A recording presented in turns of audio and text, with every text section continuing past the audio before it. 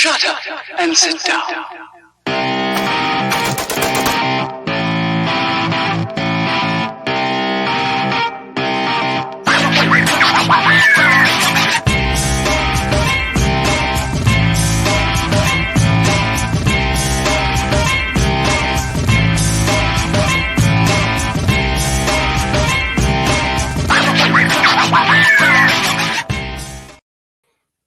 Hello, everybody. Welcome back to the Fight for Liberty show, brought to you by Free Speech Media. If you don't already follow the channel, Free Speech Media, go do so. We've got the links in the description for the Facebook, for the Trovo, for the DLive. I'm on there every Monday and Wednesday night. You can find content from other awesome people and friends of the show like Emmanuel Torres, Reed Coverdale, Bill Barger, and a whole bunch of other guys. So definitely go follow Free Speech Media on all of the things that we put out. Tonight, though, we have a really awesome special guest, one of my personal favorite former guests of the show, because we did not have nearly enough time to talk about every awesome thing we could talk about. So we're bringing her back. She's a world traveler, philosopher, Twitter, cricket commentator, and to top it all off, she's a supermodel. Preity Upala, thank you so much for coming back to the show. Namaste, David, and namaste to your wonderful audience. Thank you. I loved your intro. You're too kind. It's very, very cute. I never really followed cricket at all, but you actually make me want to watch it, because you and there's a couple other people. I have some friends from England that I follow on Twitter too that were really into it, and yes. I was like, maybe I should actually give this sport a chance, because there's a lot of cool people that follow it. And in the US, pretty girls don't like sports, so the idea that like all of my attractive female friends from abroad are all into cricket kind of throws me for a loop. Well, so many points to go, and I'm so glad that randomly you brought up cricket. And also, I didn't tell you that. I think last time when we spoke, I didn't mention it at all, but I actually am a cricket analyst, commentator on a very popular cricket show that's from Australia, but truly international. And we're covering the England versus India, a series that's going on right now, but we've been covering it for I guess a couple of months, and it's cricket experts from around the world, and they all happen to be Australian, English, and so on. Well, women do like cricket, and women do like sports, but that's for the cute guys, not for the game as well. However, I must say cricket is a little different. I think not just in India, but even in other places, even women get into cricket, and they get into it for the game, because it's such a thrilling game, and it's cultural. It's just something that's also unlike other sports like tennis, tennis and so on. Cricket is a team sport, and it's very nationalistic, let's put it that way, not just for India, but all cricket loving nations. And for them, it's the pride of their country. And so for them, when their team wins, their country wins, and they get so passionate about it. So yeah. I'm enjoying the series a lot. The only issue is because of the time difference. This tournament is happening in India and has been for about a month, and it's through the night. So the game is pretty much all night here, and I have to be awake, but it's so worth it, because India has been thrashing England. They are getting their asses whooped. You should ask your English friends, how's it going with that India versus England series, and they will be like, I don't want to talk about it. They're becoming psychologically depressed, I think, Yeah, it's funny you bring up the team sports thing, because I find it very telling that here in the US, we don't really get into national team sports. We don't really have much of that. We like the Olympics, but we're not really that good at it. And when we are, it's almost exclusively an individual things. Like, we're really good at swimming and running and like track and field, gymnastics, right? But it's not. I mean, we almost did good in soccer a couple years back, but like we're not good at the nationalistic team sports like that. and I find it very. I don't know if it's kind of like a chicken or the egg situation. I don't know if we're so divided and we don't come together as a country as often because we suck, or if we suck because we don't come together as a country. That's a good Like, point. I think the American spirit is very much individual, and mhm, it's about the person. Whereas when you think about whether it's England or India, it's the nation, the land, the civilization, right? Because they have mhm, such, well, at least in the case of India, it has such a rich history. So we are talking about, when India goes out to play, when these 11 players go out to bat for India, they're representing 1.4 billion people and 5,000 years of civilizational history. America doesn't have that. And mhm, they are very good at e- more like state versus state, because I think America is a very large country, so every state becomes like a nation unto itself. So California versus Lakers mhm, versus the New York teams, and all of that becomes more competitive than America and Canada. It's like the Americans don't care about what's happening with Canada. They want to beat the Yankees, they mhm. want to beat Miami. So it's a Yeah. different mentality. Like in India, we don't have that state so much. Mhm. It's more India versus the rest of the world. So it's Yeah. interesting. And even with Canada, we Yes, do play them a lot in different yes, sports because there's a lot of like American leagues that have Canadian yes, teams. But there's the only team that's like on par is maybe like the Blue Jays in baseball, but even they're kind of like a B level team. In hockey, Canadians whoop our ass. In yes, everything else, we whoop their ass. yes. And it's just there isn't even really a sport where we're on par with each other and we're right next to each other. That's So true. we don't even get that. We can't even like rally around when we play Canadian teams because and then you have people like my mom who root for the Blue Jays anyway, even though Ah, she's an American for whatever freaking reason. She's a traitor. So, that's very odd. You don't find too many people. I mean, certainly in India, you won't find that, or and there are many countries where you would not find that. But in America, mhm, I do find Americans rooting for other teams. It's like, mhm, okay, interesting. yeah. Well, she grew up in Western New York, so pretty close to the border. Where and Buffalo doesn't. I don't. I think they might have a baseball team, but I don't even know if they do. And if they do, it probably sucked. So she was a Dallas football fan and a Toronto baseball fan Mhm. because the teams around her sucked. I guess I don't know. I don't pretend to understand because those two teams suck in my opinion. But whatever. But yeah, I definitely it is interesting that even with those team sports, like especially with American football, I think is the one that we go the craziest about. Uh, People aren't even loyal to that kind of stuff because I'm a Patriots fan even though I'm from New York. There's just all sorts of that stuff, and then people move around so often. It's impossible to really get entrenched in these teams where so we don't have that unifier. That's the word. Words Yes. are.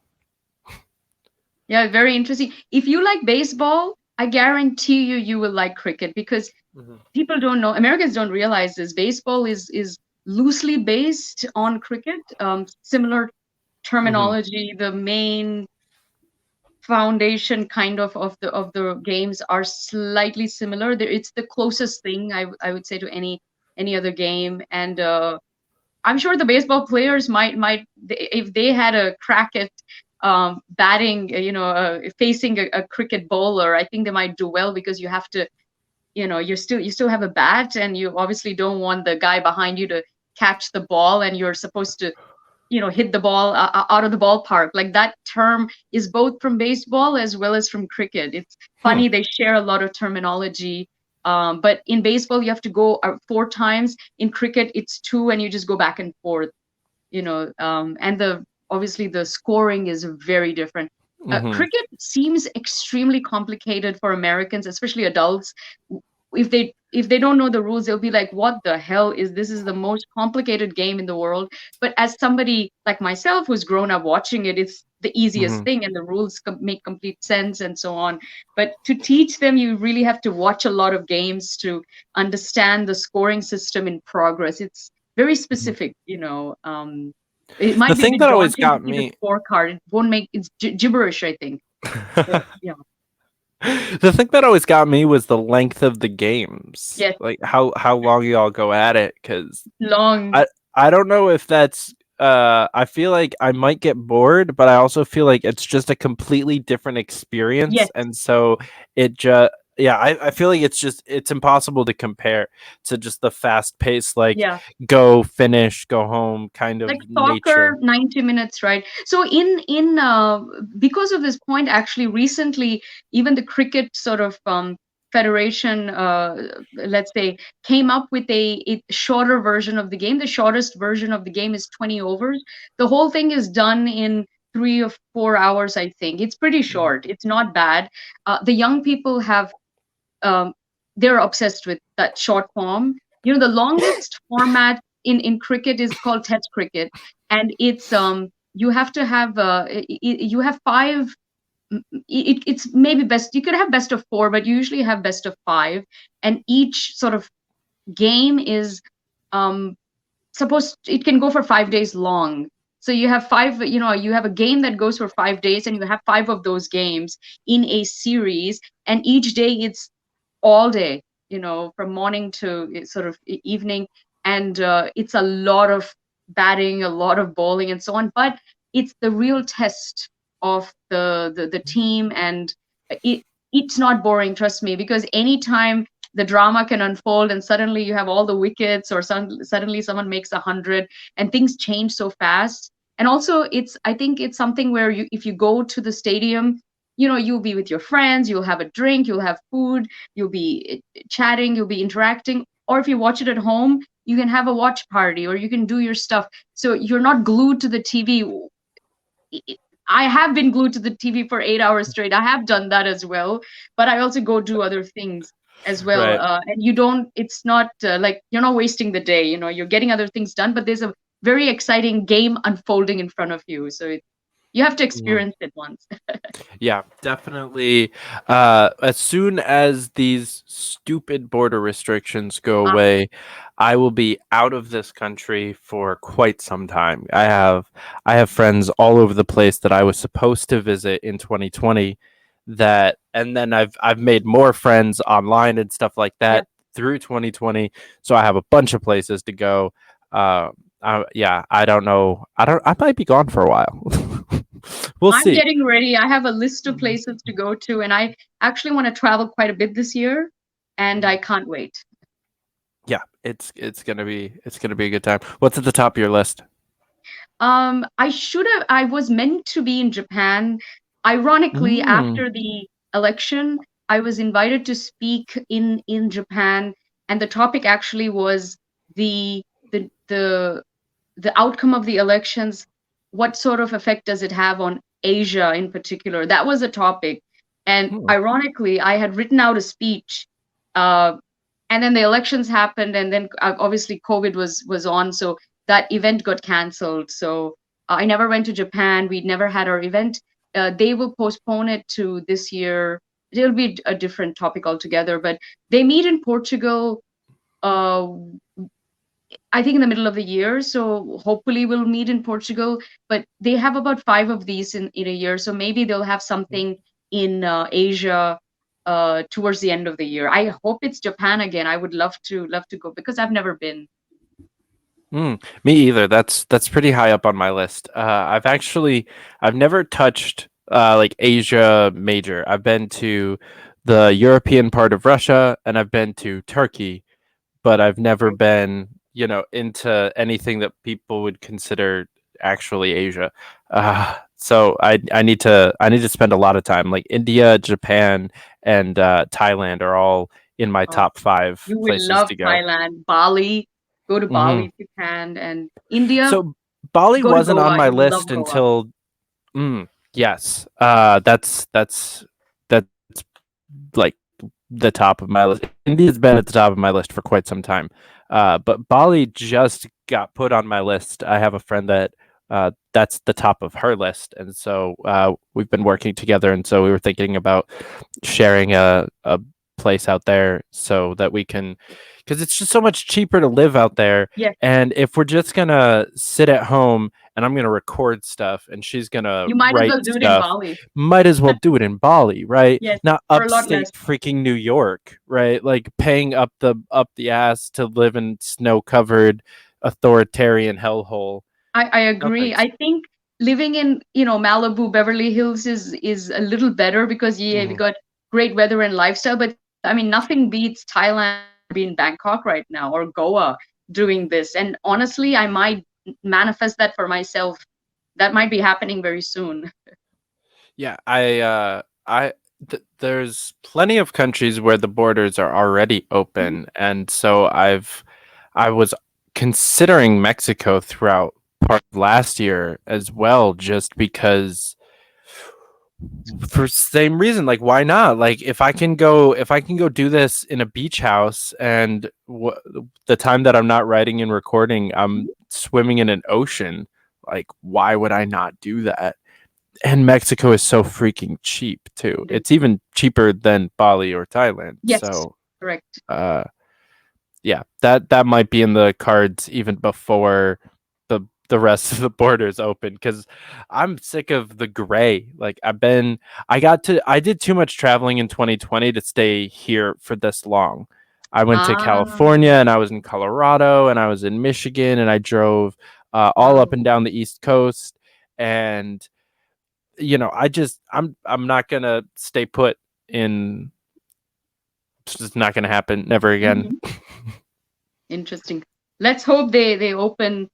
I mean, I'm not sure about your view on the vaccine, but I still think that we don't have enough testing. We don't have enough. There's way too many people. I had a friend whose father took the vaccine, and the next day he passed away. It seems to be a direct correlation between the vaccine and his passing away. So my friend is extremely upset, and he's looking at options that I think he wants to take action or something like that. But I've heard of too many stories like this. Mhm. So, I I'm not gonna get it purely because the or at least the current version of the yeah, vaccine doesn't stop you from getting the virus. It doesn't that's stop right. you from transmitting the virus. It just stops you from dying from the Yeah, virus okay. sometimes. Yes, Right. That's like that. what their own science says. That's what the patents that they put out to get approved for everything, like that's what the FDA stuff says. Um I'm not going to die from this, most No. likely. I'm 24 years old. I am in fairly decent health. I smoke and I drink, which has actually been proven to make you less Yes, likely to get it, not more likely like they thought in the beginning. it's true. Uh, I'm probably fine. I also spent 2020. I worked in 14 states. I met over 100. I knocked over 100,000 doors. I if I was gonna get it, I would have You would gotten have it got by it by now. now and Like, died, and hmm you didn't. right. I should have gotten COVID like 6 times by now. I flew like a dozen and a half times. Like, I'm not worried. I'm just not worried. And it's not because I don't think it's real or Mhm. because, I think it's a pandemic or whatever. Like I'm not a conspiracy theorist to that level, but I'm just not worried. I'm not going to let them make me scared of a virus with a 99 point something percent survival rate. It's just I'm not going to do it. I agree with you, and I hope the only fear I have is that vaccine is going to be mandated for international travel, which would be a problem for people like us. Then we Mhm. won't be able to go. Well, you can not travel, but I don't think I could live like that. So far it hasn't been mandated. I Let's hope it doesn't. Let's hope this whole thing really just sort of, it seems like it's funny, a month ago it was surging and now apparently it's disappeared here in California. That does not make sense. Nobody's asking questions. None of the numbers add up. So people are tired also. They have really made us very, very lethargic, I think, about this whole process. And now nobody wants to ask questions. People are Mhm. mentally too exhausted. right? Well, they don't want to get their Facebook and Twitter accounts suspended Yes.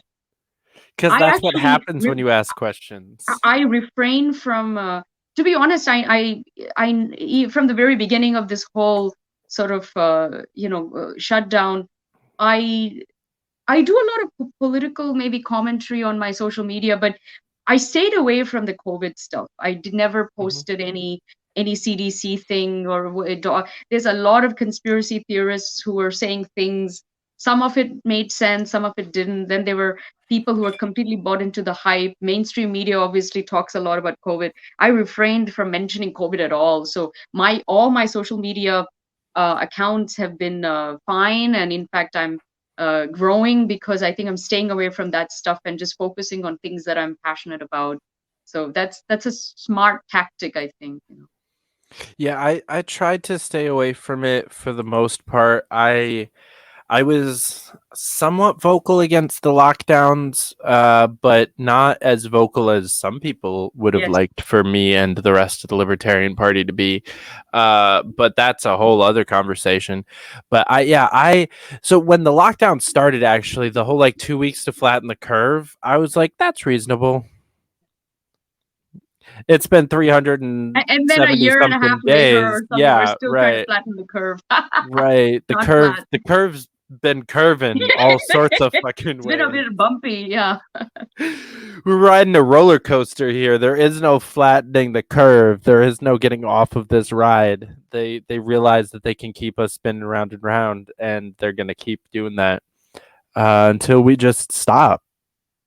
Like, and actually, that's a perfect segue into what I wanted to talk about Yes. because what I have been working on in my life the last couple of months is the ability to stop and just not do things. And Mhm. actually, last night I had a great time because I'm not sure if you're a psychedelics fan, but I had I went on an acid trip last night, and I just completely Oh, you're good. You're funny.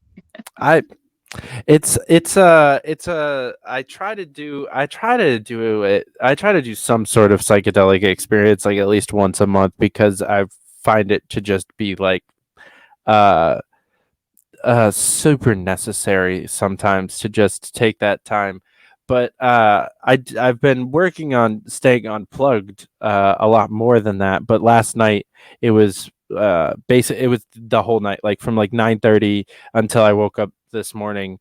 Just did not touch a single social media app, didn't text anyone, didn't share my thoughts, and it's such a beautiful experience. And I'm working at getting better at it, and I do it. I don't log on to anything until like noon in the mornings, and so I start my morning out with some yoga and then some meditation, and then I'd like clean and like do stuff for myself, Mhm. and then I do a little bit of work, and then I log on to social media, and it's so much better of a way to start my day. I love it. It's so important to be unplugged, to unplug yourself, I think, from the grid and the matrix of this social media, because it's all maya, like we were discussing last time. It's an illusion. It's Mhm. if you want to be deeply entrenched in it, you can, but it's not the reality, and you have to be able to know what's real and what's not. And I think too many people think that their world on Twitter or Facebook is the actual life that they're living, but that's just a virtual expression. And whatever dynamic is happening over there is not what's happening in your own life. And you need to be able to separate the two. And you need to also know that your real life is what matters. Your real friends and people who care about you, and Mhm. whatever you're going through in your physical life is what's real. And your social media will always be there. It's not going to go anywhere. It'll just continue. So you can enjoy it for what it stands for and make the most of it, but don't Mhm. be attached to it. Right. Yeah, it's very weird when you have a career like this or politics Yeah. or really anything that involves having a brand where you can justify spending 2 hours Yes. scrolling through Twitter as work. Like Hmm. that's work time. That's You need to, like, you legitimately need to. And if you spend yes, too much time unplugged, it's detrimental to your career. And I think so. that's really awful. Like it's a Hmm. horrible existence to be in sometimes. But it's really hard to stop justifying that and to really like actually pull away from that mentality, I think, because it is so much easier to justify now than maybe it was 10 or 15 years ago when that unplugging meant turning off the TV. That's a lot easier to like force yourself to do, I think, than turning off your cell phone. That's true. As long as social media and technology is here, and it seems to only double down and get even more, we are getting even more immersed in that. I think big tech is more a part of our lives. So, well, technology Mhm. is going to be more a part of our lives than ever before. So we have to manage it and make sure that we can, not get fuzzy about these things. And it's totally okay to enjoy, be in it, but not off it. I think Mhm. that's important. Yeah. That's that's one of my favorite Bible quotes that I still try to live by, for sure, even if I've scrapped most of the rest of them from my repertoire. Actually, no, I still quote the Bible a but like a lot, but Hmm. so one other thing that I definitely wanted to touch on, because I had a conversation about this the other day with some of my friends, and actually you and I had an interaction on Twitter about it a little bit. I wanted to talk about the difference between yoga for exercise and yoga for like meditative spiritual, like Real yoga. real yoga, right? Like because I feel like to your point that you I think you made on Twitter was that uh a lot of people, it's more of an it's an ignorance, not a it's not out of malice or anything like that, where I don't think that it's like an attempt to like whitewash culture or something like that. I think especially given the conversation that I was having with my parents and my friends earlier this week, they didn't know what I meant when I said that there I explained our interaction and the idea of someone being upset about Yes, misusing yoga yes, uh, just didn't click with them. yeah. They're They're like, like, "What do you mean? It's an exercise. Like, what's wrong?" it's not. But Yeah.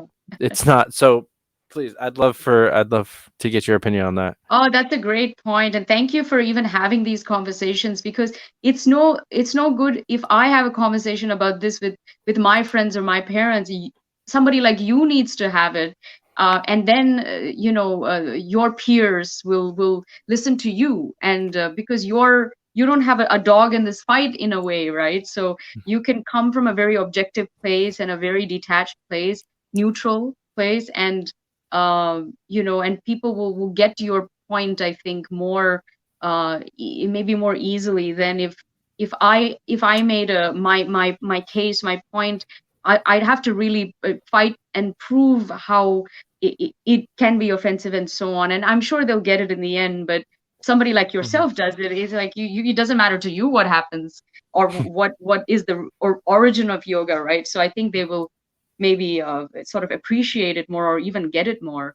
You're right. I think much of this is ignorance and not malice. However, there is a little bit of you know uh, people trying to undermine, I think, whether it's Indian culture or the dharmic lineage and so on. And there are people and organizations and governments and even countries that fear sort of a rising India and a kind of a like imagine someone who's from the Abrahamic faith, and they are staunchly um, believers, for them to realize that this spiritual but not religious, I guess, group, whether it's Mhm. Hinduism, Buddhism, Jainism, is spreading like wildfire around the world.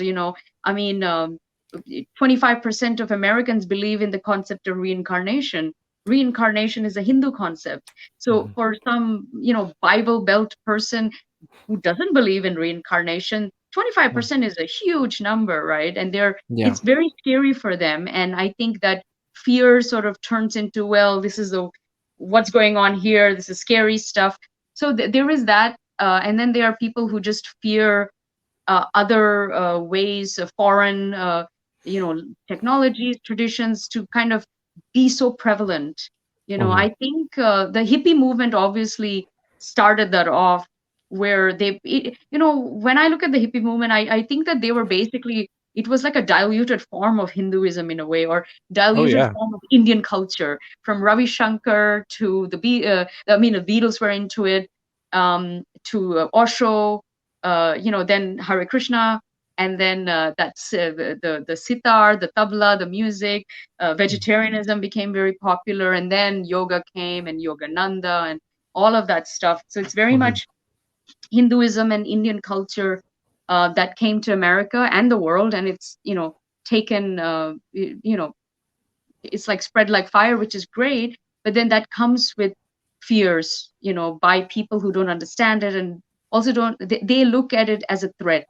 I think they don't want people to stop attending church to go to a yoga class or some meditation class or so on. And that's Mhm. happening actually in the world, even America. And so they fear that, and they want to, I think, kind of, how does one contain that? Well, you can make that thing out to be scary or bad, and but I think people are hopefully wiser than that. So that's one issue. But my whole sort of situation, or my problem with this conversation about yoga in the West is sort of what's going on here is like a bifurcation of yoga uh, from Indian culture and from Hinduism specifically.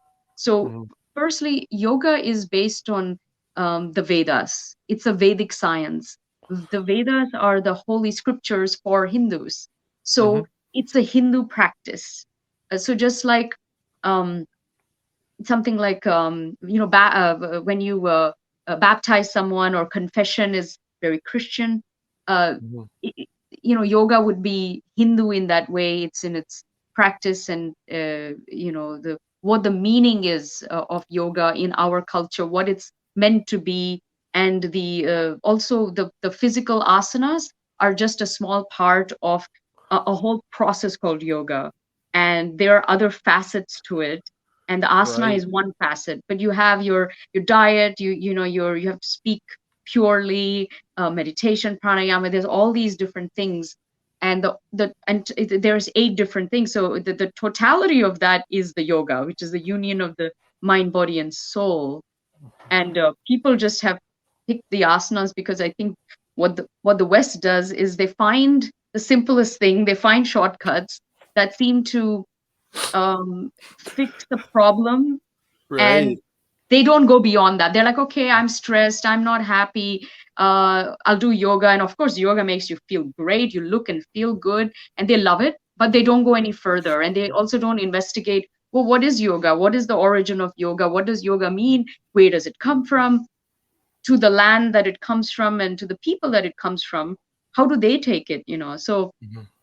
um, so I think this bifurcation is, like in the Alabama, like they had banned actually yoga, and then they sort of tweaked it, where now they said, no, you can do yoga, but you can't say namaste, because it's blasphemous to us, or you can't call the poses by their original Sanskrit names, you know. And so I think my point to that will be, well, then don't call it yoga and don't use it. Why don't you come up with your own techniques, for God's sake? Come up with some workout poses, give it some name. Don't copy yoga poses, like it's not a meal piece. Don't take bits and pieces and then rename it, rehash it, and then say, oh, this has nothing to do with Indian culture, and we won't say namaste, and we won't call it the Sanskrit name. We'll just say, we won't even call it downward dog. We'll say something else completely different, and they get away with it over and over again, because the people that are attending these, that would attend like, say, a class like that, they would know even less than these people who've put this thing together, right? So Mhm. it's like the blind leading the blind, and there's a lot of that. When I see yoga studios here, even in LA, which is a hub for yoga studios, I see time and time again, people teachers leading classes, and they shouldn't be leading classes. They don't have the integrity to do so. And just because they can perfect a pose doesn't mean that they're a yogi. And some of them actually believe that they're enlightened, which is delusional because they're not. Their behavior, and how they operate in life doesn't reflect on their yogi state at all. They have their babies, and they have a long way to go. Oh So for yeah. me, I think it's just the kind of distortion and misappropriation of kind of my tradition and culture that I see. And it is being whitewashed in the sense that it's being diluted. And Mhm. people aren't stupid. I mean, obviously, everyone will think, okay, yoga is obviously not American, obviously, right? The name like yoga and that sort of, come on, but they're able to commercialize it, make a lot of money. And then some of these yoga studio owners and teachers are, they're not good people, and they are doing very well because of yoga. And the only thing I would say is karma is a real thing, and ultimately these studios don't last. These people don't last. They may have a few years of trying to con people in this way, and then go find something else. And that I do, karma is a real thing, and it does work even in the instance of yoga in the West here. Mhm. So yeah, there's so many layers to this, but that's one of them. Yeah, for sure. I definitely I find it interesting because I used to be arguing almost the exact opposite side of this growing up because growing up I had a bunch of friends and my best friend in particular, his mom hated yoga with a burning passion, thought that it was like a terrible thing for that my mom would let us do yoga in the morning because it was blasphemous, like you said, like this is from a Yeah. different religion. And I grew up arguing that it's not, that it doesn't have that much to do with the actual religion, and it's just more Sure. about the connectiveness, Yeah. and that you can apply it to whatever religion you want, and you can just do it as True. an That's all exercise true, or by the whatever. way. Yeah. Right. Like I found myself arguing this point pretty heavily growing up Yeah. because I was a Christian and And I you were had to. defending actually that it's a good thing, and it Mhm. doesn't. Yeah. Yeah, I was defending it, but it was still like I was doing what you're talking about with of like the splitting it away Yes. from its Separating it heritage. from its religious origin, let's say, and Hmm. saying no, this is I mean, obviously, some of what you said was true. Like you're not going to become a Hindu because you're doing yoga, and you don't have to be a Hindu to practice yoga either. Hmm. However, to say that it has nothing to do with Hinduism, that would be completely false and very disingenuous. Because Hmm. where did it come from? And it's not just a set of poses, it's much deeper. And the kind of spirituality that it espouses is Hinduism. It's the Hindu kind of spirituality as well. So I think Hmm. people forget about that.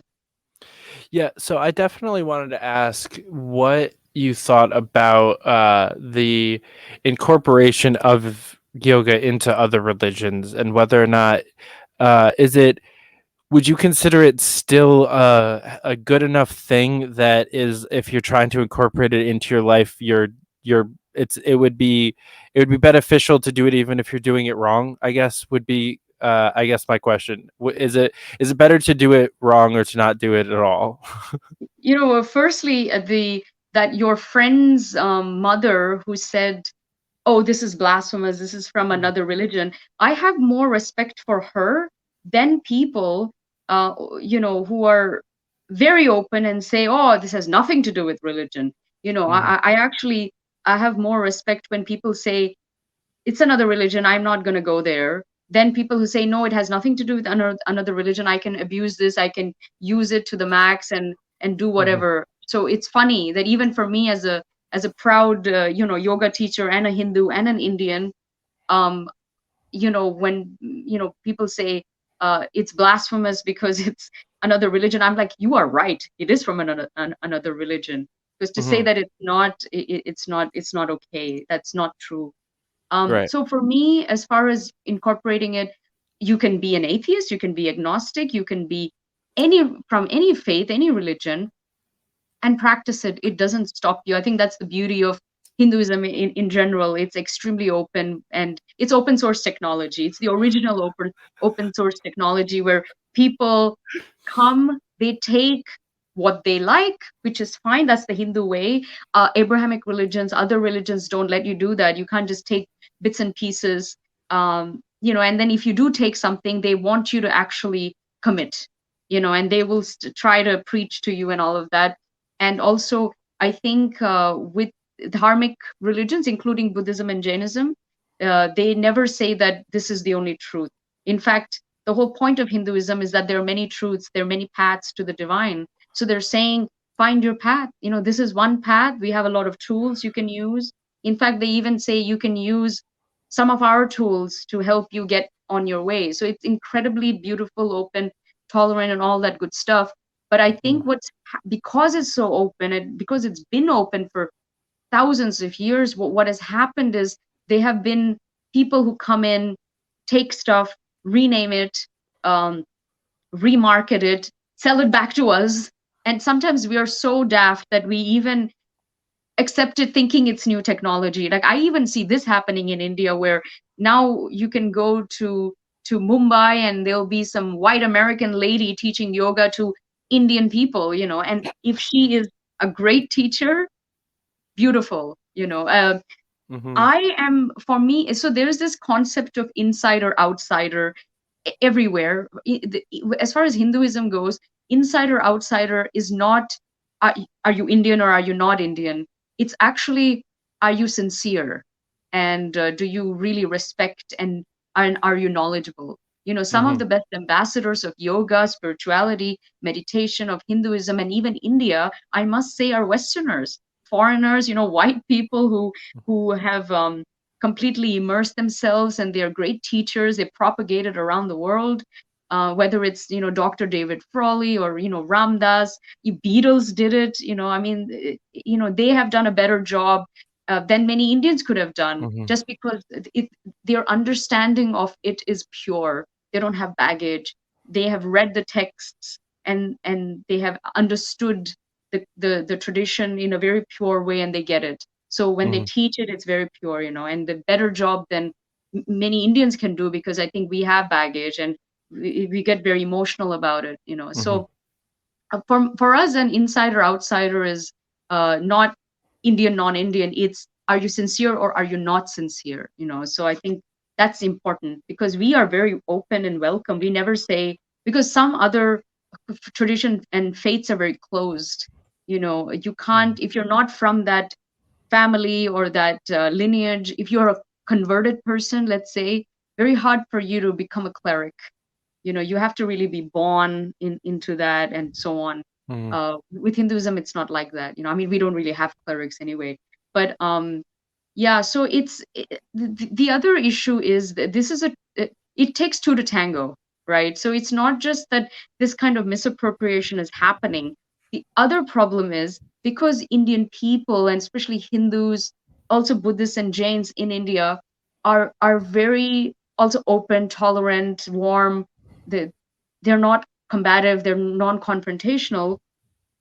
Half the time they don't even know that this is happening. And then if they do find out about someone taking some yoga poses and trying to market it, not only will they not have a problem with it, they'll probably say, hey, more power to that guy, man. Go and spread yoga out there. Which is, I get the logic in that, to be honest. I'm like, hey, today yoga is famous because of the West, I must say. If the West didn't come, if they didn't find out about yoga, the world wouldn't know about it, because we don't propagate things, that's not the Hindu way, right? So we are never going to preach to the world. So when anything Indian becomes global, it's because somebody from the West has stumbled across it and understood how amazing it is and wants to bring it to the world, and they usually bring it to the world. And then we're all excited, So I see the logic in that, but I think as long as the person doing it has respect, I think all I'm asking for is acknowledgement of the source, some decency, some respect. Don't change names. say that you came up with it when you didn't, when it's been around for thousands of years. Um, and then also, I think the this doesn't happen too much, but it happens sometimes is when someone does this sort of, they kind of remarket it and they call it something else. They want, you know, and then on top of that, the final thing is when they actually want to criticize the source and say, oh, you look at Indian, traditions, they don't do it right, or this is not good, and uh, Hmm. finding faults in things, kind of to downplay, I think, uh, India or Indian culture, just to make a point and say, no, this is so much better, don't bother with that stuff, and it's the same stuff. I Hmm. think that's the last, kind of the final nail. It doesn't happen too much, but I do see it sometimes, and I think Yep. I find that very offensive. That's beyond anything, because now you're even trying to diss where you got it from. Like, what does that say about you? Hmm. Yeah, I think first of all, I'll say you're completely right. There's one thing that we as white people are very good at, and it is going around Yes, finding cool shit, ruining it, and then making money making it famous. We did that with food and spices and music and yoga. Like we've done it with a lot of things. We'll keep doing it, I'm sure. Uh, we almost did it with rap music. But I but they think didn't get away with it. the Yeah, Koreans beat us to ruining it though. They beat us to like messing it up for everyone, in my opinion. true. And I mean, by the way, I'm all for the rest of the world finding out the best of what India has to offer and share it with the world. I mean, Hmm. my the person who taught me pranayama, which is the breathing techniques, he happens to be a Jewish guy who is not Indian. He's not Hindu. He's just deeply immersed in this kind of spirituality. He teaches yoga too, and he's a real master at it. And he is pretty well versed in pranayama, for breathing techniques, Hmm. and he taught me my own, techniques from my culture that even I didn't know about, and he's much better at it than I am. So I'm very grateful for him. And in fact, all my teachers, most of them have been from the West, but these people have great respect. They're good Hmm. people. They have humility. They're very decent, and they just want to use tools to be a better human being. And even when they share it with people, it's with a lot of it's very delicate for them, this amazing Hmm. technology. So that only makes me uh, grateful, to them. And I think India wants more of that. Oh yeah. Absolutely. You mentioned Ram Dass. I'm a big fan of his. I just found out because I'm pretty new to actually delving into studying this stuff. Yep. I just found out that Alan Watts and Yep. Terence McKenna are more controversial of figures. I posted about them on Twitter and got more than one fairly negative response from someone that claimed to be a practitioner of an Eastern religion, and I was curious if you are you a fan of Alan and So Terrence? so there's a difference between the two, big difference. Hmm. I think they're in different leagues. Alan Watts is genuinely a scholar, a great mind, a philosopher. If you listen to him speak, his writings are next level. I've had even many Indians, many Hindus, really really rave about him, Hmm. specifically. And he gets. I think he has been um, very. There's a lot of Western philosophers who have been influenced by Hindu teachings or Indian teachings, Indian sort of philosophy, and so on. And he's one of them, and he openly talks about that, and especially the positives. So Hmm. I like that. I've heard good things about him, and whatever I've listened to him, of him, I have liked it a lot. Terence McKenna, not so much. So he might be more controversial. Okay. What is there a specific like baggage, or does he fall into the not genuine category in your mind? No, but I have heard some. a lot of people talk about, like they've had issues with him. I think I think there's a lot of people who don't agree with him or his point of view. Maybe he's doing too much Mm, fusion, I don't know. But Alan Watts is a great mind, and he's before our time, right? mm-hmm. He's much older. I think that was a pure time of soul searching and looking at philosophies and coming up with concepts and so on. Today Yeah. it's very different. People, Mm-hmm. it gets jumbled. There's young people talking about things they don't know anything about. What? We Yeah. don't do that. No, we don't do that. We don't do. You don't. I don't. But they are others. Sure. We'll pretend I don't do that. Every once in a while, I do that. Uh, I definitely think that what I'm really loving about studying these Mhm. philosophies, because they're, in my mind, they're really, I don't like calling them religions. I Yeah, think like philosophy is it's a so much better of a philosophy. word. Yeah. And as I'm delving further into libertarian Yeah. philosophy, not politics, because I Mhm. think that's also a terrible word. Yes, 'Cause politics and religion are the same. Philosophy is better than both. I agree. uh so and as I'm becoming more and more towards the type of anarchy that most of my friends ascribe to, I'm realizing that there's a lot of crossover. Yes. And another thing that there's a crossover with is my misconception of how popular what I thought was right used to be. Mm. Because you think, especially growing up in the US, you think democracy, or if you actually, first of all, if you just grow up in the US and you don't care about anything, you think that we live in a democracy, which we don't. Even if you know anything, you think that we live in a representative republic, and that is the thing. Like, that's the best thing.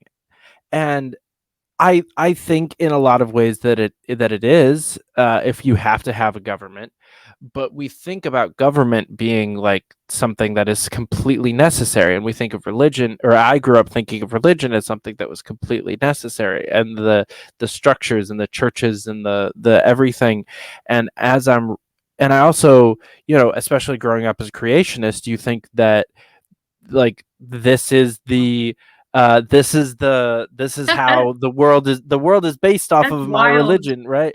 Right. So I had similar misconceptions between government and Mhm. like God, Yes. that like the world is based off of these ideas. And I'm discovering how much of the world history hasn't given a shit about either of those two things, realistically. And and it's been a long time. Like, these are, Yeah. like, both God and government are pretty new concepts, and Yes. we don't need either of them, I think. No, I agree with you. Firstly, yes, you're absolutely right. The for me, I divide religion into two groups, or I divide all of these faiths into two groups. One is like monotheistic, kind of organized religions, and the other, I just say dharmic faiths. And the dharmic faiths, it's Hinduism, Jainism, Buddhism. You have Baha'i, you have Zoroastrianism. There's there's so many out there. And then, of course, you have your atheists and agnostics, and then you have the secular humanists and so on, right? But they're two very, very different groups. And I think for me, it's not a religion that I follow. Hinduism ultimately is really a civilization. It's the oldest uh, living, continuing civilization in the world, because I don't know, the most conservative estimate would be what, 7,000 years old. It is an unbroken link because Hindus are still, I still exist, right? I mean, the day I don't exist, then you have a problem, because all the other civilizations, like, with the Chaldean, the Babylonian, Mhm. Persian, they don't exist today anymore. They Right. got converted completely, 100%, right? So that didn't happen to India. 85% is still Hindu, which is a great victory, I think, because we had Mhm. so many invasions who wanted to turn the country completely in a direction, and they failed miserably. That's why there's so much attack towards India and so much fear that it's going to rise or it's rising. because they were unable to capture it, and it's never going to be captured. That's Yeah. the mother lode in many ways of philosophy, civilization, history, all of that in the world, right? Just one more overlap between India and libertarians. We're very hard to control, very hard to convince of anything, and we will rise again. No, I love it. And of course, Indians, they love to argue. They're so passionate. Oh my God, it's so crazy. Yeah. And we Man, there love, are a lot of we can similarities. argue about cricket as much as we can about God. Maybe more about cricket, to be honest. Like who's the best player? Who's the best captain? Oh my God, all hell, all hell breaks loose. It's amazing. And then, yeah, libertarianism is very, actually a lot of, if you ask a lot of Hindus, which political system or which political party represents you, they will never say left or right because neither does. He'll Mhm, say libertarianism ism does. Uh, I wouldn't say the Green Party, but independent party does. Like they're really neutral, yeah. in the way that they view life because we have this ability to balance, Mhm, and we are more neutral. We don't veer left or right, and even our right is not as radical as the rest of the world. Even our left is not as radical as the rest of the world. So, mhm, for example, there is no right wing in India. We do have a left wing. We have a proper mhm, left wing, and then everyone else is basically non-left.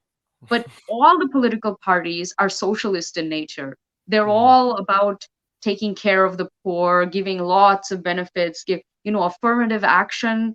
In India, it's like in play a lot, to the point where the minority that doesn't get benefits, um, i- i- are ones who should be getting the benefits. Like everybody else, it's the 90% that's getting the affirmative action and not the actual minorities. It's so funny. Um, but if you ask a lot of Hindus, they connect with the principles, I think, of libertarianism. But I Mhm. think the party is not. This is all. America is always going to be a two-party system. I want to see more. I want to see at least three parties. But I think the Libertarian Party needs to get maybe some massive funding behind it. I don't know what. It has to be able Yeah. to compete with the DNC in some ways, or be able to. If the DNC split, if you picked up half of it, then it would be, you've got something to work with. I think. I love that you said if the DNC split, Yes, because and not. Yeah. so many people in the party are talking about the GOP is gonna split, the No, GOP no, is no. gonna They're split, not the going GOP is anywhere. gonna split. Remember, they're very A, traditional. they're Yeah. not gonna split. Yes. B, you're 100% right. We have more crossover with the Democrats right Yes. now. The Republicans are completely nationalistic, populist, authoritarian, and the left right now is actually trying to buck that. And we can at least, like, we can either join together to try to vote Yeah. some of these awful people out, or we can join together to burn it down because they've got the energy to do so. And the people on the True. right that are going to burn it down are going to join in once we start burning it Yes. down, regardless of whose side we Yeah. choose as the middle. Like, if it turns to that, the everyone at the bottom, all the anarchists are like, they've been prepping for decades for this shit. They're ready to go. Yeah. I mean, there's a lot of people, even from the GOP, that are sensible. And there's nothing wrong with nationalism and, even populism. It's fine. I mean, Mm, Dalai Lama is a populist leader. mhm. Tibetans are nationalist as well. Nationalism means different things to different people. Like in India, it's a good thing. In India, you want 1.4 billion people to come together as a nation because they are so diverse that they don't Yeah. often do that. So we need Mhm. one leader, one government to rally people and say, "Hey, India, great." But in Yep. America, it's different. Mhm. In America, it becomes America's the best, and uh, American exceptionalism and no exceptionalism for anyone else. So Yep. that's a problem. You don't have to put down someone else to prop yourself up, which I think some of that was going on, but Mhm. also from some factions of the left, they downplayed America completely. They said, no, everything in America is bad. And that's not true either. And I think that pushes people to the right, We which used it to be did. the best. We were the best for a time. For a small portion of time. Yeah. I think it's interesting that you get to actually say what you said about the Yes. U.S. because most countries can't talk shit about our size.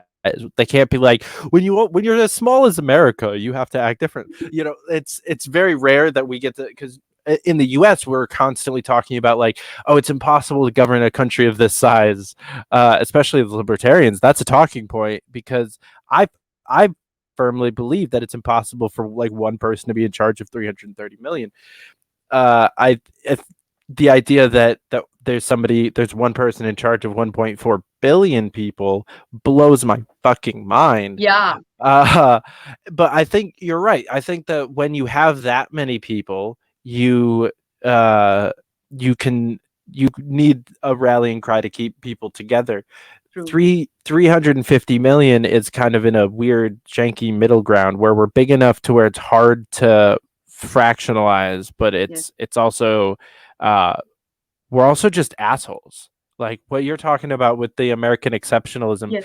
that has nothing to do with size or anything. That's just Yes. culture. We're just assholes as a culture in the West. So I think so I have mixed feelings about the word nationalism for Mm. sure. Populism, however, I'm a fan of.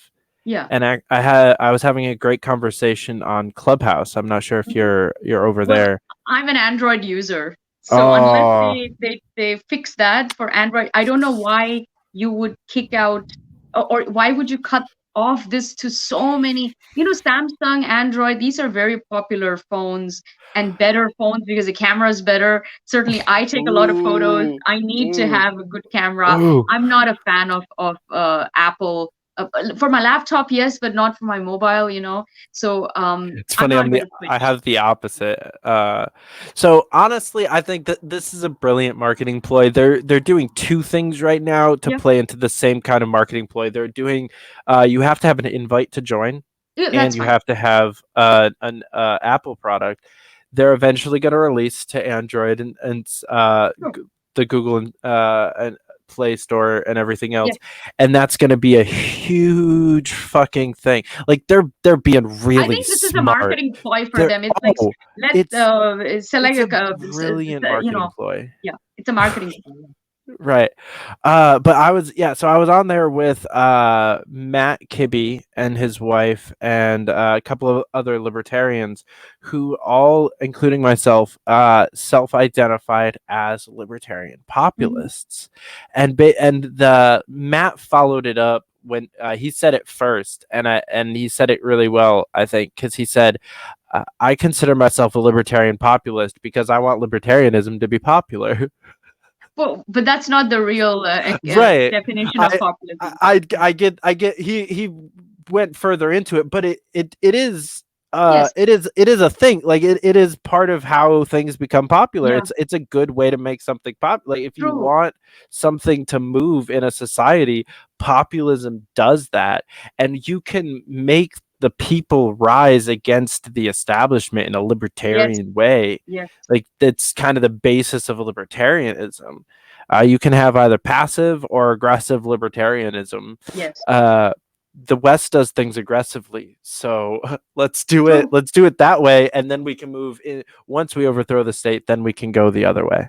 And populism again is not a bad word because remember, Donald Trump was populist leader, but so is Modi, and so is the Dalai Lama. So was nationalism. So Nelson Mandela was a nationalist. Mahatma Gandhi was the ultimate nationalist. Like this guy was, look at what he did for the country. All the freedom fighters in India were ultra nationalists. You'd Hmm. have to be. So the meaning of nationalism and populism means different things to different countries. Yeah. In this country, in America, unfortunately, they both have a bad name, bad rap. I think they've been mis kind of distorted a little bit, and you need to fix that because there's nothing wrong with basically a mass leader. There's nothing wrong with it because you can be a very virtuous mass leader that everyone loves and respects, and he's a good person, that's not a bad thing, you know. Right. I think a lot of things have been have distorted and ruined connotations in Mhm. America when it comes to political movements. You know, the word libertarianism or libertarian has a terrible history. Communist, capitalist, socialist, Republican, Democrat, Mhm. nationalist, like all of these words have a terrible history because actually I don't know. I don't even know how to finish that sentence. I don't know why. I don't know Because the I answer to think that. their opposition, it became rhetoric, it became talking Mm, points, um, and communism, capitalism, they both sort of have a bad name in certain contexts because the other party made it bad, right? mhm, And it's all rhetoric, it's all vote bank politics, right? And it's all mm, sadly it's all about elections and being in power, so they took these terms, they completely twisted it to suit their own needs, and then people, obviously the sheep masses fall for it, and then it sticks. And now it's yep, very hard to get people to understand that, not all capitalists are bad, and well, communism is not a great ideology, I can tell you that, but I mean, just for the people, helping out the needy, the downtrodden, that's a good thing. You don't yeah. you should never There's different neglect. brands of Yeah, communism. yeah. There's like I'm a fan of anarcho-communism. I think that when we get to a stateless society, that communist ideology is actually kind of the healthier side of it in a lot of ways. But I But we're think not stateless though, remember, and we're not right, not borderless. yet. It's a no, but it's a nation's. I mean, every country in the world is a nation state, and that's just Mhm. the way it is. And you want that. It's not one big. It's not a soup, So you have to. This is the world that we live A in, man and can I think dream. no, no, I know, but I think what happens with the youth, and this happens in India too. These young people, they go to university. Universities are all run by left ideologies and all of that, Mhm. Marxist sort of philosophies, and then these kids come out having these delusions, about the world, and which is not true. That's the world doesn't run like that, and then Yeah. they want to, and then I think the worst of that is when it turns violent, when you Hmm. have factions of these far left groups who want to burn down buildings and police, spit on the police and stuff. That's absolutely the opposite of human decency and freedom and liberty and all of that. So you're seeing a lot of that in India too. You get kids who have no shame and want to hurt military. They want to, in Kashmir, you have all these youth who literally get paid to throw big stones at army and police who are there to protect them, and these poor soldiers, police, they get injured, some of them lose an eye, and then of course at some point he's going to defend himself, he's going to have to shoot a rubber pellet, and then they make a big deal about the rubber pellets, Hmm. that's not okay. And then of course the Western media will cover that and say what a bad, what is this military doing in this place? Well, duh, do you know what's going on, how it started, who's funding the kids in the first place to incite violence and be violent towards armed forces and all of that, who are risking their lives to protect you, you Right. know very, very false reporting and distortion of the facts. I can tell you from working in the media, especially with this specific area, I've seen Hmm. it. So it's you don't want that youth to get violent. You don't want people to get violent, for their ideologies, which I see happening today. Yep. Yeah, I'm glad that I got to kind of skip the indoctrination phase of my life. I did one semester at college and it was a Christian college, so it's not left wing at all. It was right wing indoctrination. I bucked that really hard as soon as I dropped out because it was all trash. And so yeah, I skipped the communist indoctrination phase of my life, unlike most of my friends. So that was healthy. Nice. But you're not wrong. There's definitely a lot of it going on. And really, I think we need to play their game. in our reality. Like there's there's a good reason why it happened the way it did. I don't think, again, I'll go back to, I don't think that this was like a planned out like Hmm. malice like thing, or at least not originally. Now it's Hmm. used and Yeah, solidified in absolutely. for malice. But the idea of like education being a left wing thing, that makes sense. Like Yeah, the left wing is the learn and grow and make and that's the left thing. So for them to become educators makes sense, like yeah, psychologically. And for the right wing to be all businessmen and like, really like hardcore, like just type A kind of sure. people, that also makes sense. So I what we need to do, because right now there's a big mixing of the two, right? We have a lot of left-wing billionaires, and we have a lot of like right-wing, or not even right-wing, more specifically like libertarian artists Mhm. and philosophers and people who are promoting basically our ideals to the masses. We have a kind of mixing of the two Mhm. for the first time in, I think, basically since the country started, that we need to take advantage of and Yes, we need to use this time with a lot of people in the education system, in the arts, and in the media to break free of this right paradigm yeah. once and for all, for sure. True, and I think because and this happens around the world in universities everywhere. Basically, the all of this it doesn't come from STEM fields. STEM fields are all about the STEM fields. Hmm. This all comes from social sciences and humanities. Those are usually the Marxist. You have the teachers, the professors are that way inclined, and they cannot just teach.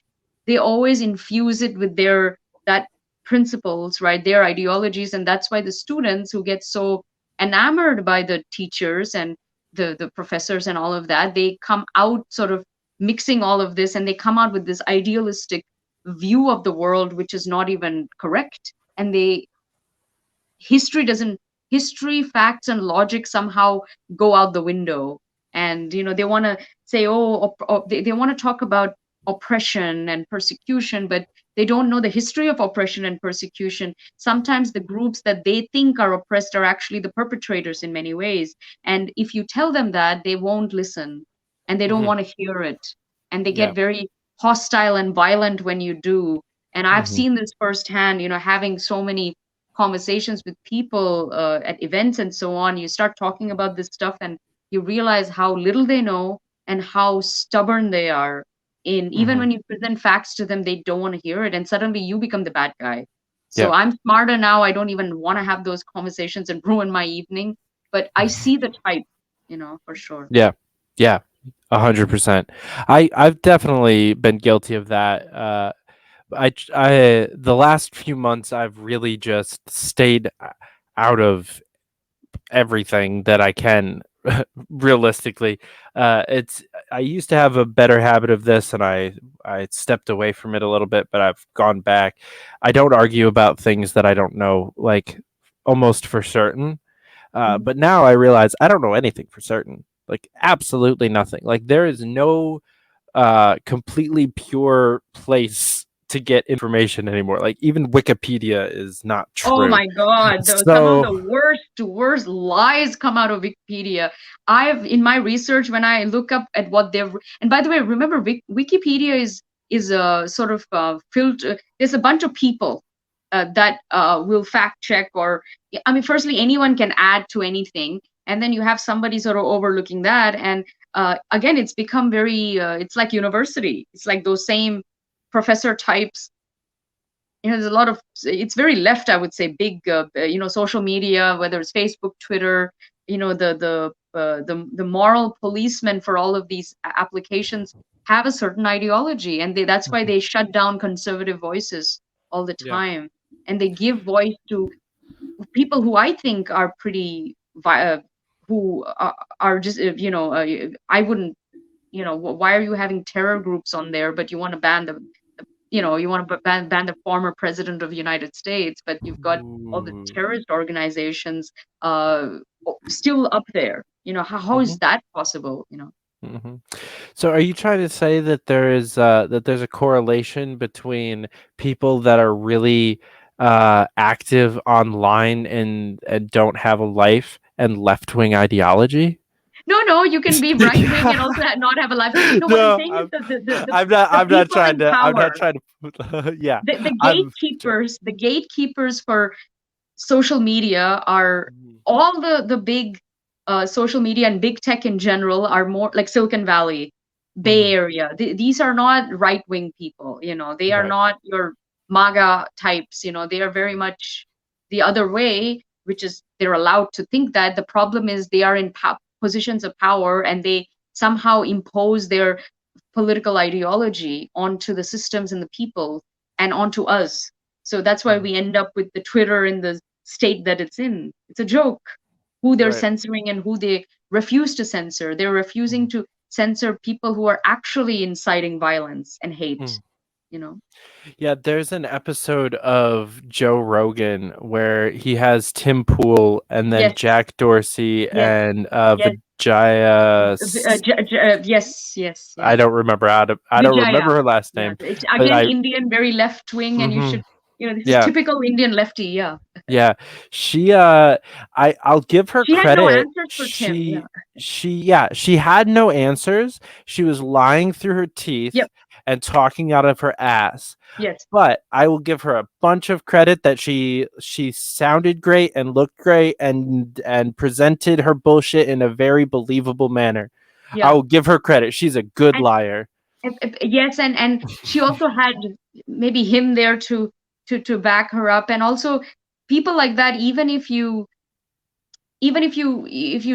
show them where they're wrong, they won't accept it.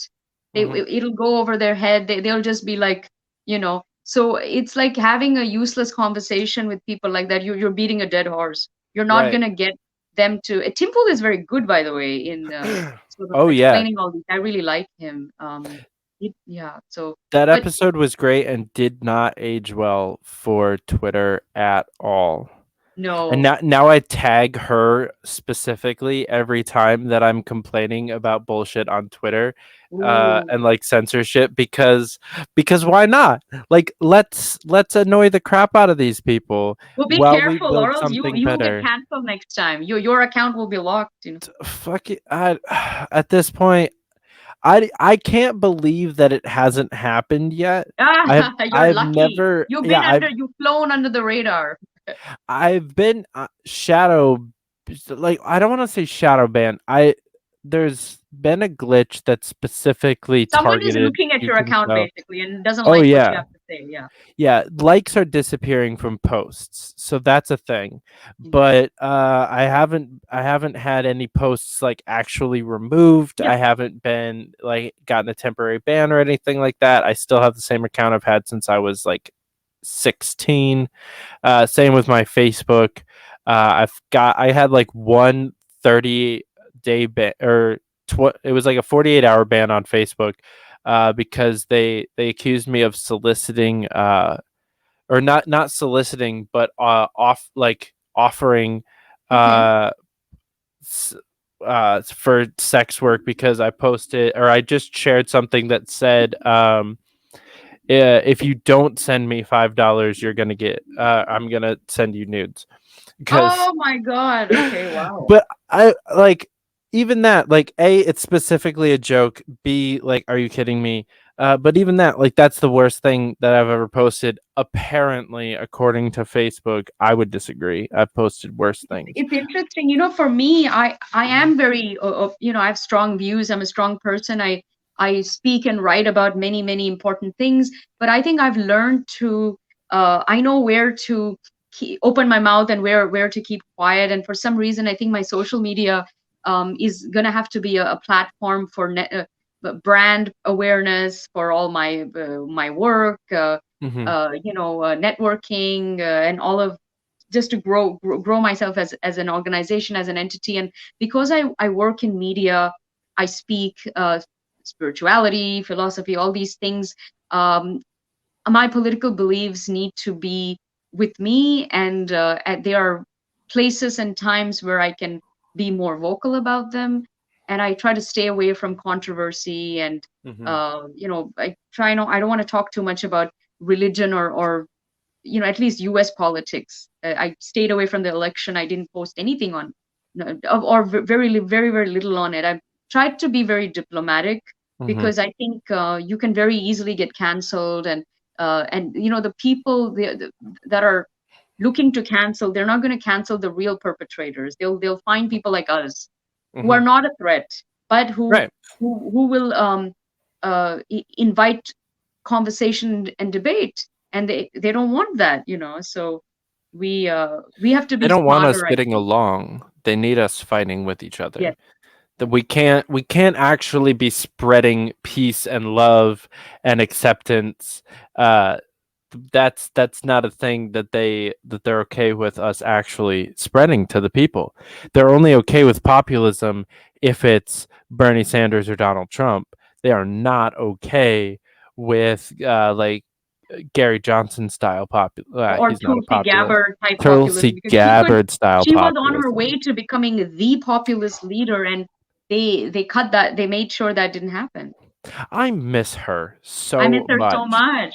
I I let the I feel the absence of her in my Yeah. day-to-day life Yes. because like I spent 4 months where I saw her every day. Like Wow. I was with her basically every day except for like January. I was working the call center, so I didn't see her as much. But Wow. for the rest of it, I was in New Hampshire. I was at almost every single event. I was running the events for most Wow. of it, and then I ended up being her deputy volunteer coordinator. So I was the person that got up afterwards, and I was speaking and like inviting people to sign up. And so like her and her sister and the rest of her family and some of the rest of the staffing, like that community and that those people, and 4 months of that, like I can feel the absence of that, Yeah. like the literal like tangible aloha of Yes, that that's the community. aloha experience. Oh Yes. my fucking god. Like I can't I miss it so much. I need to go back to Hawaii so bad, or not back to. I need to go to Hawaii because I miss it and I need it back in my life. Mhm. California was close. Like it was nice, but it wasn't good enough. I need to go visit some of my friends. I think you're very lucky to have spent some time on that campaign. And I Mhm. do miss her. There is an absence, there's a void. She's a smart woman. She's going to do what's right for her. I'm sure there are priorities in her life Mhm. as well. She's young. She has many, many decades left in politics. I think she's going to come back at the right time. Yeah. It's all timing, divine timing, I think. I'm surprised she ran. I don't think she should have. It's very premature. She was so young, because she faced a lot of unnecessary attack, assault. If she hadn't run, she wouldn't have. But I Mhm. think her dharmic calling maybe was to run and make some of these issues be known. I don't know. But it did put her on the map, though. Yeah. Perhaps maybe that's what it's about. We all love her at this point. Yes. Like even the libertarians that Yes. hate her love her. Like there's plenty of people that are like, "Oh, she's not a libertarian. She wants gun control and she wants socialized healthcare and blah." And it's like kind But of she's a good in a person, though. she's She's not so a fucking Yeah. amazing. She's such a She's a great good person. human being, and I mean, I don't maybe agree with I almost agree with all of her policies, but there are some that I don't. I Same? mean, I think the problem with her is it's very hard for her to go right, because her policies will not match the GOP's. They like her. She's the only one that they like and respect. She's the only one with crossover appeal. Mhm. However, her policies would have to change dramatically. Maybe they can, maybe they won't, I don't know. But and I don't see her switching. I think that would be very few people have done that successfully. I think I don't know her future with the DNC. Maybe it's already finished. It's already over. Unless the DNC splits and disintegrates and there's a new kind of DNC that emerges, or there's a Burn it libertarian party that down. emerges, she could be a part of that, maybe. Hmm. So what I want to see is a like 5-party system Mhm. where in like 2032, Tulsi Gabbard and Justin Amash are running Okay, against each other for president, and are the I like like that. the top two in the running for the Libertarian and People's Party or something like that. Like Mhm. that's the world I want. I like that world. I'm totally for that, and I let's hope that happens. I don't know. Obviously, every country has its own karma with you know, uh, elections and Mhm. leaders. This is all written in the stars. Even Trump, love him or hate him, he was destined. He Yep. changed American politics. He changed America for Hmm. some would say for the better, some would say for the worse. But it was not an accident. He was Yeah. meant to be the president for those years. I don't know if he's going to run again. Maybe he might even come up with his own party. He is not going away. Let me tell you that. He's going to have a media company. I think he's going to start a new party, and we'll see It's what the happens. he lied through his teeth all the way up to the end. Like 2 days before the election, he said, "If you guys don't vote for me, you'll never hear from me again." And lied about that shit too. Like what the hell? Like But they couldn't all he lie. They all lie. uh I was hoping that just once he was telling the truth and he would I actually must shut say, up I and go heard some of his away. speeches that he gave. There's a couple of international speeches he gave, which were, well, obviously someone wrote them for him, I suppose, but they were good speeches. They were Mhm. factual, truthful. I agreed with the sentiments, and I thought this Yeah. is a great speech. Yeah. He wasn't bad. No, I just want him to go away. In all reality, I he don't think just you will. I don't think he will either, but I want him to so bad. But yeah, I think Dave Smith said it in his comedy special, which was in like early 2017, I think. So it was pretty quickly after he got elected. He said, "This dude changed the course of human history because Sure. he could." Anyone And he can, had though. no All leaders idea, have the ability to do that. right? But He he had did it. no He idea did it. what He he was he saying changed when it. he I said it. agree. Hmm. Yeah, and really, but for no other reason though, other than like he wanted to prove that he could. He saw it as a challenge, and he was like, you know what, fuck it, I'm gonna do that. And then he changed the course of human history. Like the world will never be the same thanks to Donald Trump. Like And that. again, and for the best, in some aspects, there were good things that happened, and so it's We I have mean, no idea. COVID changed the world forever. I think, and that's in the negative. What happened, and at least for me as a geopolitical expert, what I'm happy to see and hear is America waking up Mhm. about geopolitics, because that's the one area where they are clueless about what happens in the world. They're Yeah. clueless about their allies. They're clueless about their adversaries.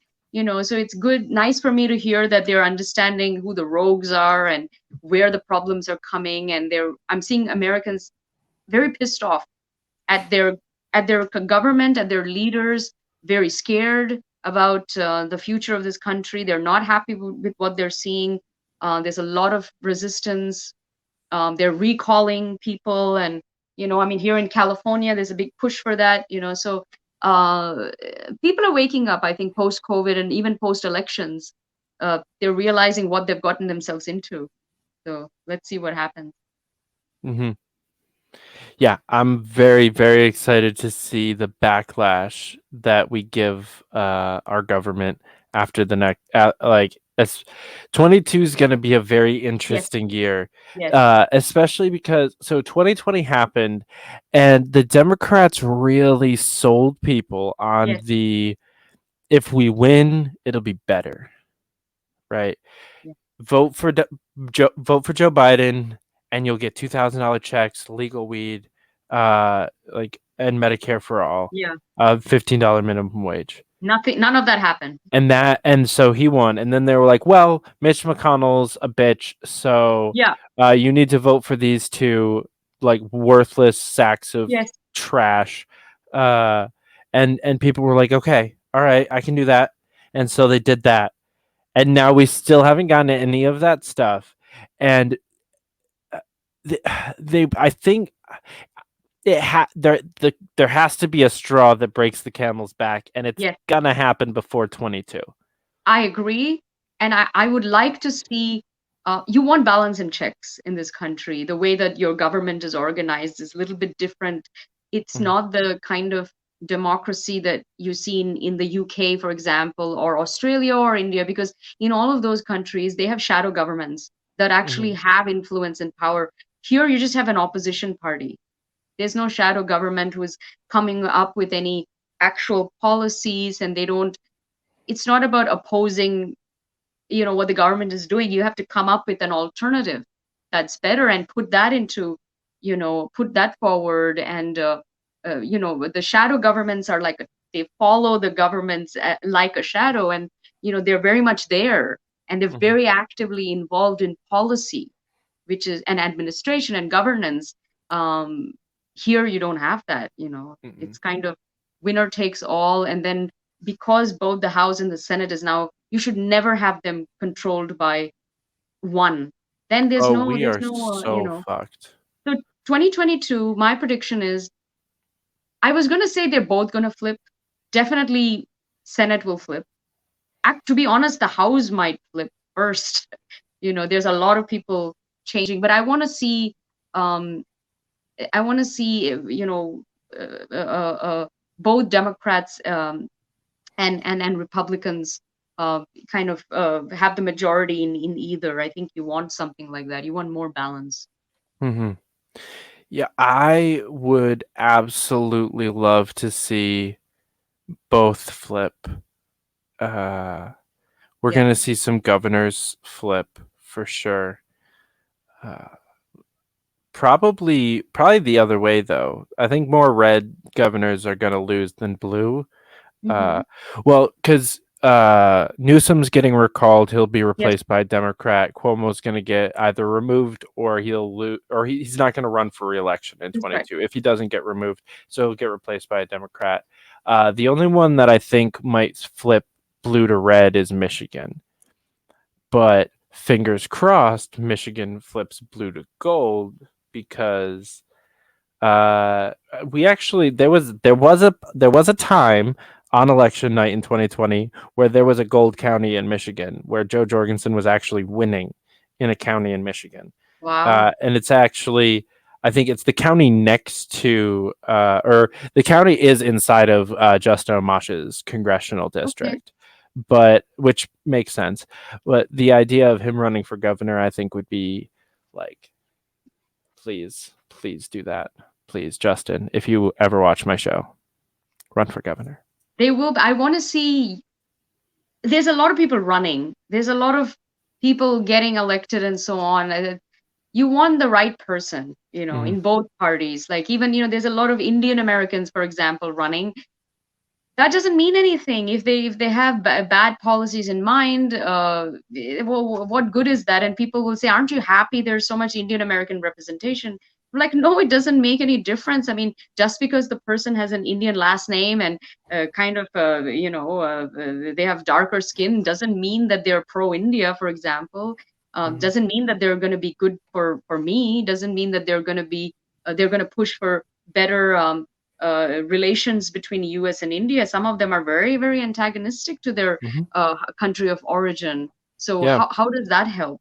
You know? and pitting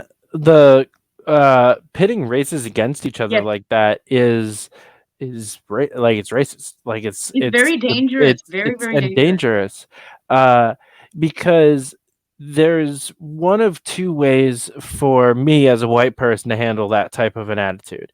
A, I become like some self-hating white person that's like, yeah, I want more Indian and American representation Yes. too. Or I become a racist piece of shit Yep. that cares about stopping that and Yes. cares about white representation. That's right. And that makes me a terrible person in everyone's eyes, and I would agree. Yep. Luckily, I don't actually react to these woke morons at all, and so I'm Right. not a terrible person in either of those directions. But if I were to respond, it would have to like they leave me those two options. Neither of them are good. They're both No. awful and racist and horrible, and people Yes. need to freaking stop. No, I agree. And I'm all, I hate identity politics. I don't like intersectionality. Even though you would say somebody like myself, I tick all the boxes. I should be making use of this. I don't. I'm not a victim. I'm not going to play that victim card. I'm not going to play the race or the woman card. I believe in meritocracy, and I have gotten to where I've gotten, and I've achieved a lot in my life because of my hard work, my skill, my effort, my vision, my strength. And I could have been a guy and it would have been the same, or I could have been Caucasian and it would have been the same because my personality is such. And I Well, want the world to judge me based on my capabilities, which I know are up to par, you know. mhm. Well, it wouldn't work for you anyway, right? Because Yes, they've proven that it does not matter if you are a woman of color, color. uh, of a religious This minority, minority, yeah. uh, If you don't who's agree with them, because yeah, look what if you do, happened to Tulsi, right? Yeah. right, exactly.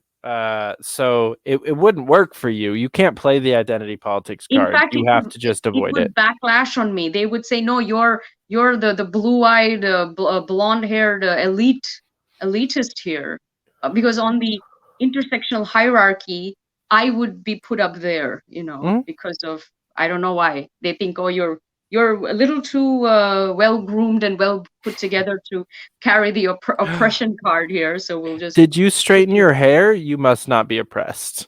Like, No, yeah, you have a beautiful blowout and you look right. like a beauty queen. No, hell no. Yeah, you cannot be oppressed with your eyeliner on point like that. It's just You not need to look like possible. crap for that to happen. hmm Yeah. Yep. Must have sweatpants on. There must be a couple holes in them, and you must shop at Walmart regularly. Otherwise, you are not oppressed enough. It's so sad, because I mean, the choices I It's have funny is because I basically check I those need to look like boxes a pretty hobo, often. which I never will, or don't play the card, which I don't. But then this like all of that, none of that applies to me, right? It's hmm interesting, and I'm just like one other normal person trying to, prove myself through merit. Um, hmm Interesting world we live in. Yeah. Well, I'll challenge you on the normal part. I don't think that you're normal. I think you're a pretty exceptional Oh, voice to have out in the ether, because we really yes, need more people talking about the important issues of culture, because culture war is not important. It's actually one of my friends, my favorite tweet of the week so far is culture war is spook. Like it is the CIA like dividing us. Like I don't care if I sound like a conspiracy theorist. Like even if it yes. wasn't, even if they didn't come up with it, they're using it. Like They're I don't using it. they're They, so using it, and we need to stop letting them use it. because basically the world is fighting with each other. We're too busy fighting with each other to question the people in power that are making the bad choices. hmm Yeah, yeah. Yeah, the more we fight each other, the less we fight the state. Yes. The less we fight this corporatist oligarchy that is literally trying to keep us down in every way, shape, and form. Uh, like it's ridiculous. Like this video is going to be on YouTube, and they are part of it. Like I have to use their They're a shit. tool, use them. For me, I mean, I hope this video doesn't get taken down by the way, and blah I blah talk way too blah. much shit about YouTube Let's for hope that the trolls don't the trolls in charge don't the censorship trolls don't watch us. You don't want them. yeah. No. So I don't have quite enough traction on YouTube just yet to really have that many eyes on me. Twitter's starting to get there, but YouTube is still pretty not worried about me. And I'm setting up. That's why we've got free speech media going. So my videos are up there. I'll be importing everything over to a couple of other platforms here pretty soon, and gonna start promoting them heavier because I would love to just never use a Google product ever again for the rest of my life. I don't use Chrome anymore. I don't use Google Search anymore. I do use Google Docs and I use YouTube. That's the Mhm. only Alphabet products I use.